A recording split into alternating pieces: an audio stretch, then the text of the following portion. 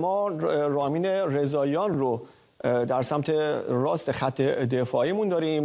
مشکل مسئولیتش خوشبختانه برطرف شده. در 33 سالگی داره بازی‌های بسیار خوبی رو ارائه میکنه. رامین رضاییان 58 تا بازی ملی داره و 6 گل زده. من فکر می‌کنم که مثل کریستیانو رونالدو، مثل لوکا مودریچ، مثل مسی، مثل خیلی دیگه از بزرگای فوتبال که هنوز دارن بازی میکنن، مثل کریم بنزما، مرز 30 سالگی رو پشت سر گذاشته، اما بهترین دورانش است. محمد، یه نکته نباید فراموش کنیم، رامین رضاییان داره مدافع راست بازی میکنه، مدافع راستی که نزدیک 70 متر باید بره بیاد، نسبت به بازیکنایی که الان اسم خب اونا خیلی تاپ لول تر از رامین رضاییان است. اما کسی که بتونه تو این سن تو دفاع راست اینجوری فوتبال بازی کنه واقعا بی‌نظیره. معمولا بازیکن جوان‌تر می‌داشتن دفاع راست و چپ. دقیقاً استثناء. یه صحبتی داشتیم با رها می‌کردیم، نقطه ضعفی ازش گرفت. بذار رها نقطه ضعفش بگه، بعد من توضیح بدم چرا موافق نیستم با رها.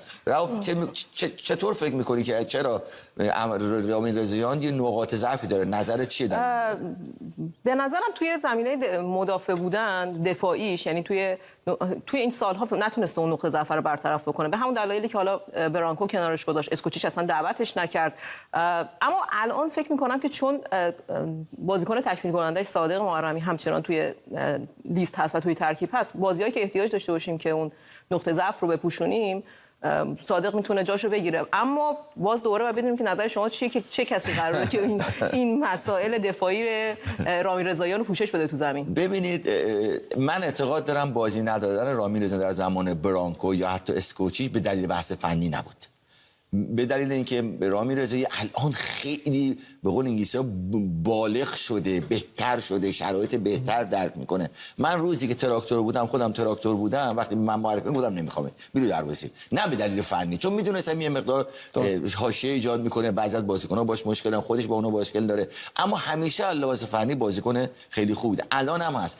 این که ما توان نفوذی رامین رضاییان نادیده بگیریم و به این موضوع بپردازیم در دفاع ضعف داره، همه بازیکنان نقاط ضعف و قوت دارن. شما مثلا مسی، حالا مسی رو بذاریم کنار، انقدر اون استثناء، شما یه بازیکن مثل الکساندر آرنولد توی لیورپول، آیا آرنولد میذاره بیرون وقتی آماده است؟ نمیذاره. این دست مربیه که بتونه بهترین بازی رو از رامین رضاییان بگیره، در عین حال در زمان حمله، در زمان دفاع مشکلاتش رو برطرف کنه، که این برمیگره به در واقع تفکرات مربی. من نمیدونم نظر چقدر با من موافقه در این مورد. دقیقاً من موافقم. فقط این نکته رو میخوام اضافه بکنم، اینکه حالا رامین رضاییان رو باید یه جوری دیگه هم ببینیم، به این خاطر که یه چیز دیگه هم اضافه می‌کنه ترکیب تیم ملی، اونم ضربات آزادشه. هم ضربات آزاد مستقیم رو خیلی خوب میزنه، هم ضربات آزادی که از کنارها می‌خواد رو دروازه بفرسته، خصوصا از سمت راست واقعا با کات مناسب، با یه تکنیک مناسب، ضربات کرنر رو چقدر خوب میزنه. تو لیگ قهرمانان آسیا عالی بوده تو این فصل و یکی از بازیکن‌های انتخاب شده در فهرست بازیکن برتر لیگ قهرمانان آسیا شد.